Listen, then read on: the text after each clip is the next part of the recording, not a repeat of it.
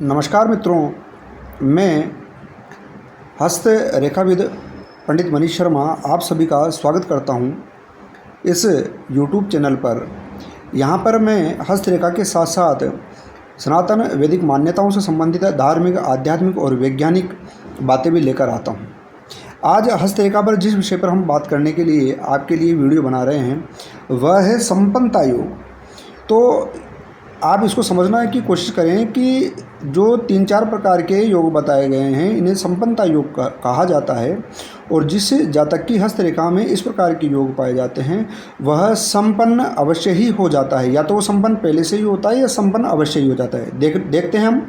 सबसे पहला ये है, यहाँ जो आपकी ये भाग्य रेखा निकल रही है, यह भाग्य रेखा निकलती हुई सीधी बिना किसी दोष के अगर सूर्य पर्वत तक पहुँच जाती है तो ऐसा जातक जीवन में संपन्न होता है या फिर संपन्नता को प्राप्त कर लेता है, हर तरीके से संपन्न होता है। दूसरा है कि ये जो शुक्र पर्वत है, इस शुक्र पर्वत के नीचे यदि इस प्रकार से स्वस्तिक का चिन्ह बना हो तो ऐसा जातक अवश्य ही संपन्न होता है या अपनी मेहनत से, पुरुषार्थ से संपन्नता प्राप्त कर लेता है। यदि भी मैं आपको एक बात स्पष्ट कर देना चाहता हूं कि इस प्रकार का जो स्वस्तिक का चिन्ह है, यदि ये कहीं पर भी हथेली में हो तो ऐसा जातक अवश्य ही संपन्न होता है। लेकिन यहाँ जो शुक्र पर्वत है, अगर ये निर्दोष हो और इसके नीचे अगर आपके ये स्वस्तिक का चिन्ह बना हुआ हो तो ऐसा जातक अवश्य ही संपन्न होता है या हो जाता है।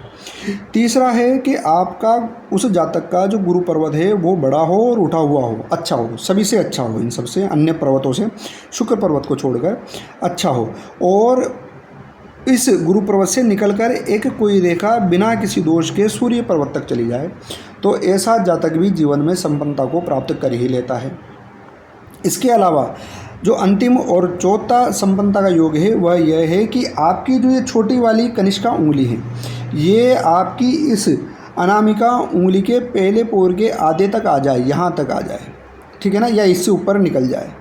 और इसके अलावा उस जातक की भाग्य रेखा या सूर्य रेखा लंबी हो, दोनों में से एक, मतलब ये यहाँ तक आती हो और ये ऐसे सूर्य रेखा जो भाग्य रेखा बन जाती है यहाँ तक हो, या फिर ऐसे भाग्य रेखा निकलकर शनि पर्वत तक निर्दोष रूप से पहुँच जाए तो ऐसा जातक भी अवश्य ही संपन्न होता है या संपन्नता को प्राप्त कर लेता है।